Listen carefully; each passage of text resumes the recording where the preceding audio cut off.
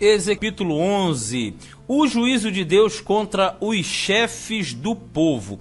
Esta passagem aqui, este capítulo, é justamente uma palavra de juízo, mostrando que após tudo que foi relatado nos capítulos anteriores, o 10, o 9, o 8, aqui diz que Deus puniria, e realmente puniu, todos os cabeças do povo. Verso 1 diz assim: então me levantou o Espírito e me levou à porta oriental da casa do Senhor, quer dizer, o templo, que olha para o oriente, e eis que estavam à entrada da porta 25 homens, e no meio deles via Jazanias, filho de Azur, e a Pelatias, filho de Benaías, príncipes do povo, quer dizer, os cabeças, os maiorais. E detalhe, o nome Pelatias significa resgatado ou libertado pelo Senhor. Então, na verdade, esse nome desse cidadão aqui exemplificou exatamente o contrário.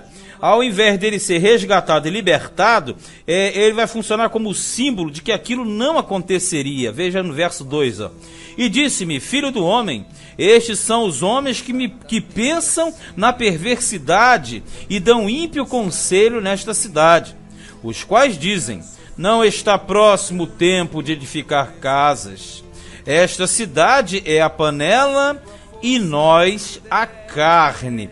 Veja bem, quando eles cumpriam, ou melhor, profetizavam em seu próprio favor, anunciavam esse provérbio dizendo: não está próximo o tempo de edificar casas, ou seja, não é a época de fazer absolutamente nada, nós estamos num período de estabilidade. Aí ele fala: esta cidade é a panela e nós a carne. A visão da panela tem dois sentidos, né? Porque a panela, nesse contexto aqui, simboliza a proteção. Ele quer dizer o quê? A cidade de Jerusalém é uma grande panela que ela cerca, está falando na proteção que existe. E quando ele fala nós a carne, nós estamos dentro da panela, mas no sentido de quê? De proteção e de que nada aconteceria com eles. Mas só que Deus, ele está mostrando exatamente o contrário, que na verdade é uma panela e é a carne, só que eles vão cozinhar ali dentro. Olha no 4. Portanto, profetiza contra eles, profetiza, ó filho do homem. Caiu, pois, sobre mim o Espírito do Senhor e disse-me, quer dizer, a virtude de Deus veio sobre ele. Fala, 2 pontos, assim diz o Senhor, assim tendes dito, ó casa de Israel, porque quanto às coisas que vos sobem ao Espírito, eu as conheço. Tipo assim, os vossos planejamentos, tudo que vocês planejam, eu sei muito bem. Multiplicaste os vossos mortos nesta cidade, e enchestes as suas ruas de mortos, quer dizer, matando injustamente, praticando iniquidade. 7. Portanto, assim diz o Senhor, vossos mortos que deitastes no meio dela são a carne, e ela é a panela. A vós, porém, vos tirarei do meio dela. Está dizendo assim, na verdade, a verdadeira carne da panela são os mortos que vocês mataram.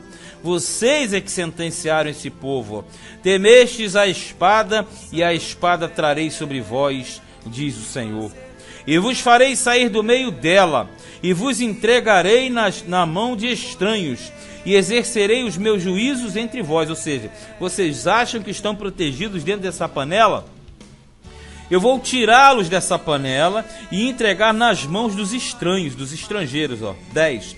Caireis a espada, nos confins de Israel vos julgarei, e sabereis que eu sou o Senhor. Esta cidade não vos servirá de panela, nem vós servireis de carne no meio dela. Nos confins de Israel vos julgarei. Quando ele fala nos confins de Israel, mas não é somente Israel territorial, é nos confins da terra, no sentido, aonde tiver um será automaticamente sentenciado. E sabereis que eu sou o Senhor, porque nos meus estatutos não andastes, nem executaste os meus juízos. Antes, fizeste conforme os juízos das nações que estão ao redor de vós. Ou seja, receberam os estatutos de Deus, os juízos de Deus, mas fizeram conforme as nações pagãs, que não tinham a lei de Deus. Então ele está dizendo automaticamente, vocês vão padecer por causa disso. E aconteceu que, profetizando eu, morreu Pelatias, filho de Benaías. Então caí sobre o meu rosto e clamei com grande voz e disse: Ah, Senhor, darás tu fim ao resto de Israel? Então vamos lá. Veja que o Pelatias, ele morreu. Eu já falei que o Pelatias significava resgatado ou libertado. A morte dele simbolizava o quê? Simbolizava que Deus não daria mais socorro àquela cidade. Deus destruiria. O profeta, vendo aquilo acontecer, e era uma coisa automaticamente muito chocante, né? Ele profetizando, o sujeito morre. Aí ele vira para o Senhor e ora. Ele está com medo de Deus exterminar totalmente o seu povo. É um drama que vários passaram em seus ministérios. Lembre-se de Abraão quando intercedeu por Sodoma e Gomorra, achando que Deus destruiria o ímpio, o justo com o ímpio. Lembre-se de Jeremias que intercedeu. Lembre-se de Isaías, lembre-se de tantos outros que intercederam. Abacuque, que nós não lemos ainda, mas vamos ler. Na verdade, o ministério profético, ele sentia na pele aquilo ali, então dava dó. Só que na verdade Deus está mostrando que Deus é justo e que a justiça tem que ser realizada. Veja no versículo 14. Então veio a minha palavra do Senhor dizendo: Filho do homem, teus irmãos, os teus próprios irmãos, os homens de teu parentesco, e toda a casa de Israel, todos eles são aqueles a quem os habitantes de Jerusalém disseram, olha aqui, apartai-vos para longe do Senhor, esta terra se nos deu em possessão. Ele está falando: ô Ezequiel, tu não está entendendo nada, esse povo não presta, são eles justamente que estão querendo ficar longe, e você toma cuidado que eles querem te pegar também, ó, 16, ó.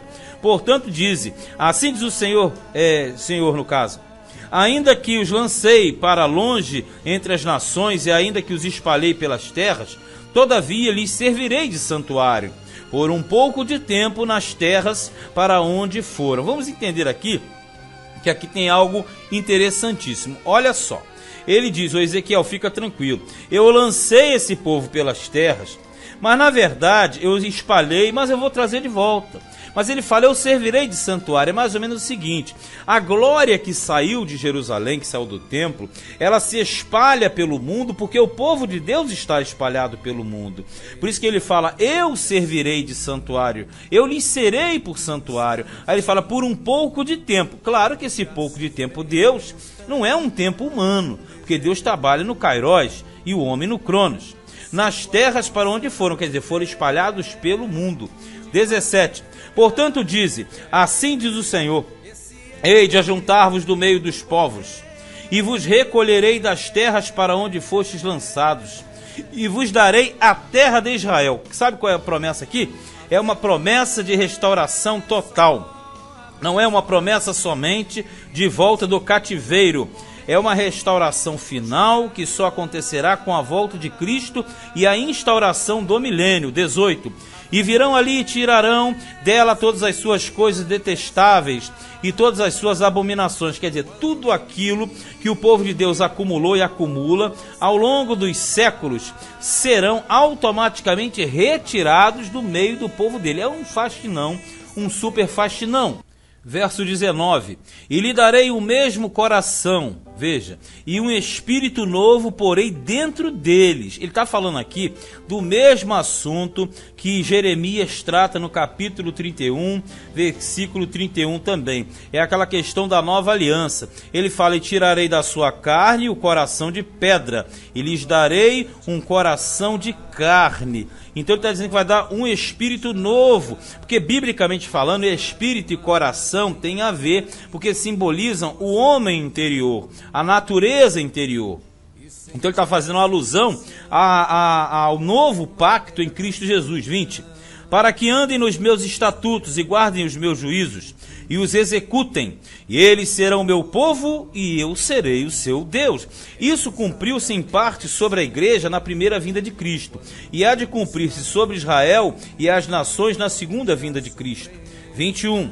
Mas quanto àqueles cujo coração andar conforme o coração das suas coisas detestáveis e das suas abominações, eu farei recair na sua cabeça o seu caminho, diz o Senhor. Ele quer dizer: ô Ezequiel, fica tranquilo, só recebe o mal quem merece o mesmo. Ó. Então os querubins elevaram as suas asas e as rodas as acompanhavam. Aí aquela visão, quando o querubim levanta, as rodas levantam junto, porque elas são a base, né? e a glória do Deus de Israel estava no alto sobre eles. Então, pela ordem, as rodas, os querubins, a base, o trono e a glória de Deus. E a glória do Senhor se alçou desde o meio da cidade e se pôs sobre o monte que está ao oriente da cidade. Veja que a glória de Deus agora está realmente partindo de Jerusalém.